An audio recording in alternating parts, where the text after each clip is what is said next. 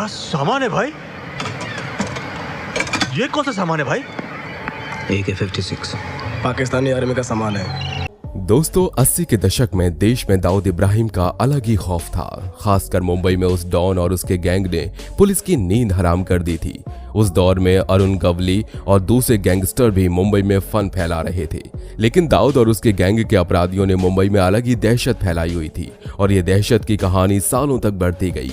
बॉलीवुड में धमकियों का दौर हो या फिर पैसा वसूली का, दाऊद इब्राहिम का नाम हर जगह शामिल होता है। अब देश में वही खौफ का दूसरा नाम बन चुका है, लॉरेंस बिश्नोई। हालांकि उसे दाऊद इब्राहिम से क्यों कंपेयर किया जा रहा है, इसके पीछे भी बहुत सारे कारण हैं, जिसके बारे में आगे हम वीडियो में जानेंगे। दोस्तों लॉरेंस का खौफ आज उनके दुश्मनों के लिए इतना बढ़ गया है कि वो उसके नाम से खौफ खाते हैं। अब चाहे वो बॉलीवुड के दबंग सलमान खान हो या फिर पंजाबी सिंगर सिद्धू मूसेवाला, आप सब ने इनका हाल देख ही लिया है कि उनके साथ क्या हुआ। दोस्तों आज के इस वीडियो में हम लॉरेंस बिश्नोई से जुड़े कुछ ऐसे ही कांड के बारे में बात करने वाले हैं जिसने लोगों के दिमाग को हिला कर रख दिया। और दोस्तों साथ ही जानेंगे कि आखिर ऐसी क्या वजह है जिसके कारण लोग इसे दाऊद इब्राहिम से कंपेयर करते हैं। तो चलिए फिर आज के वीडियो की शुरुआत करते हैं। दोस्तों आप जानकर हैरान हो जाएंगे कि इस खतरनाक गैंगस्टर का जन्म एक पुलिस वाले के घर में हुआ। पंजाब के फाजिलका में बिश्नोई परिवार में लॉरेंस का जन्म हुआ। पिता पंजाब पुलिस में कांस्टेबल थे। लॉरेंस जब पैदा हुआ तो बेहद खूबसूरत था, तो मां ने नाम रख दिया लॉरेंस, मतलब साफ सुंदर। लॉरेंस को कॉन्वेंट स्कूल में पढ़ाया गया। स्पोर्ट्स में वो शुरू से काफी तेज था। माता पिता को लगा बड़ा होकर ये एथलीट बनेगा, लेकिन उन्हें नहीं पता था कि उसकी जिंदगी काले कारनामों से जुड़ने वाली थी। कॉलेज के समय से ही वो काफी एक्टिव था। पंजाब यूनिवर्सिटी में पढ़ते समय उसने छात्र चुनाव लड़ने का मन बनाया। उसने एथलीट्स और पुलिस वालों के बच्चों को अपने गैंग में जोड़ा और SOPU के नाम से एक ग्रुप बनाया, लेकिन इसके बावजूद भी वो चुनाव हार गया। लॉरेंस अपनी हार कबूल नहीं कर पा रहा था और वहीं से शुरू हुआ उसका क्राइम की दुनिया का सफर। कॉलेज के चुनाव हारने के बाद उसने अपराध का रास्ता चुना। लॉरेंस ने एक रिवॉल्वर खरीद ली और कॉलेज के दूसरे ग्रुप पर फायरिंग कर दी। यह पहला केस था जो लॉरेंस बिश्नोई पर दर्ज हुआ। बस ये शुरुआत थी, जिसके बाद उसने क्राइम के रास्ते पर ऐसी दौड़ लगाई कि पीछे मुड़कर कभी नहीं देखा। इसी दौरान लॉरेंस पंजाब के एक फेमस गैंगस्टर जग्गू भगवानपुरिया के गैंग का हिस्सा बन गया, या यूं कहें कि भगवानपुरिया को उसने अपने क्राइम गुरु बना लिया। अब लॉरेंस को क्राइम में मजा आने लगा था। पहले चोरी, मारपीट जैसे छोटे छोटे क्राइम और फिर किडनैपिंग, एक्सटॉर्शन, हत्या के आरोप जैसे बड़ी क्राइम। पंजाब पुलिस की लिस्ट में वो एक अपराधी के रूप में शामिल हो गया था। वो अपने गैंग में कई लड़कों को जोड़ रहा था। उस वक्त लॉरेंस गैंग का बड़ा दुश्मन था पंजाब का बम्बीहा गैंग। दोनों के बीच अक्सर गैंगवार की खबरें आती रहती थी। 2016 में गैंगस्टर बम्बीहा पुलिस मुठभेड़ में मारा गया और फिर उस दिन से पंजाब में सिर्फ लॉरेंस के गैंग का डंका बजने लगा। 2016 तक लॉरेंस बिश्नोई अब बड़ा गैंगस्टर बन चुका था। वो अपने लग्जरी लाइफस्टाइल के लिए जाना जाता था। अक्सर फेसबुक के जरिए वो अपना स्टाइल दिखाता रहता। सोशल मीडिया पर उसका प्यार अक्सर नजर आता। फेसबुक के जरिए वो खुद भगत सिंह फैन बताता। कभी जिम की फोटो तो कभी दोस्तों के साथ फेसबुक पर वो हमेशा अपडेट रहता। यहाँ तक कि फेसबुक के जरिए ही उसने कांग्रेस के एक नेता के कत्ल की बात को कबूल किया था। चलिए अब जरा इसके सबसे खतरनाक कांड के बारे में जानते हैं। दोस्तों अगर बात इसके सबसे बड़े कांड की करें तो सबसे पहले नंबर पर आता है सिद्धू मूसेवाला का हत्याकांड। 28 साल के सिद्धू मूसेवाला की 29 मई को उस समय गोली मारकर हत्या कर दी गई जब वो एक कार में यात्रा कर रहे थे। मूसेवाला को करीब 8 से 10 हमलावरों ने 30 से अधिक बार गोली मारी और उसकी गाड़ी के साथ साथ उसके शरीर को भी गोलियों से छलनी कर दिया। इतनी गोलियां मारने के बाद हमलावरों ने ये चेक किया कि सिद्धू मूसेवाला जिंदा है या मर गया। घटना के बाद उसे अस्पताल भी ले जाया गया, जहां डॉक्टर्स ने उसे मरा हुआ घोषित कर दिया। सिंगर की ऑटोप्सी रिपोर्ट से पता चलता है कि मूसेवाला के शरीर पर गोली लगने के 19 निशान थे। इस घटना के तुरंत बाद गोल्डी बराड़ ने सिद्धू मूसेवाला की हत्या की जिम्मेदारी लेते हुए सोशल मीडिया पर एक पोस्ट डाला, जिस पोस्ट में गोल्डी बराड़ ने लिखा था, आज मूसेवाला की पंजाब में हत्या कर दी गई। मैं सचिन बिश्नोई और लॉरेंस बिश्नोई इस हत्या की जिम्मेदारी लेते हैं। यह हमारा काम है।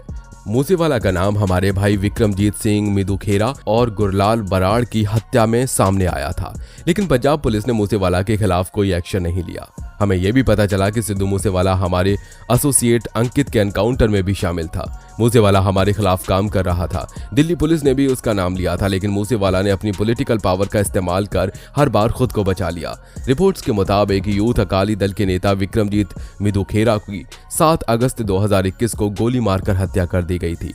इसका आरोप सिद्धू मूसेवाला पर लगा और कहा गया कि मूसेवाला ने इस हत्या को अंजाम देने की जिम्मेदारी अपने मैनेजर शगुनप्रीत सिंह को दी थी।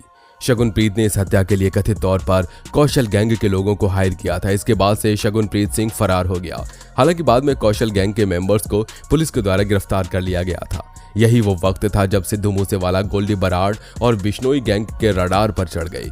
दोस्तों, सिद्धू मूसेवाला लॉरेंस बिश्नोई का कोई पहला टारगेट नहीं था। इससे पहले वो बॉलीवुड के दबंग सलमान को भी मारने की प्लानिंग कर चुके थे।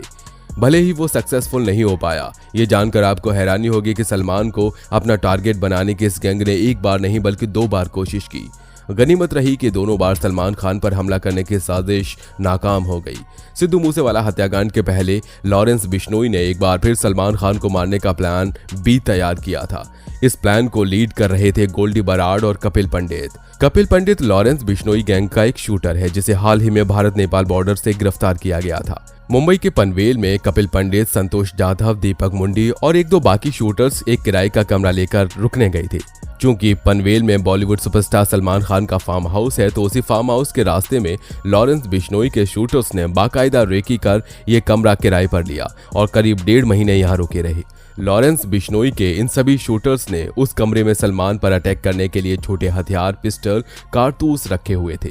शूटर्स ने ये तक पता लगा रखा था कि जब से सलमान खान का हिट एंड रन मामले में नाम सामने आया था, तब से सलमान खान की गाड़ी बहुत कम स्पीड में होती है।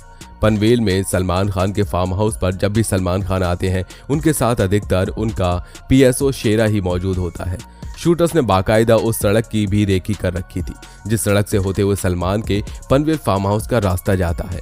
उन्होंने अंदाजा लगाया कि उस सड़क पर काफी गड्ढे हैं, तो सलमान खान की गाड़ी की स्पीड फार्म हाउस तक बस 25 किलोमीटर प्रति घंटे की ही होगी।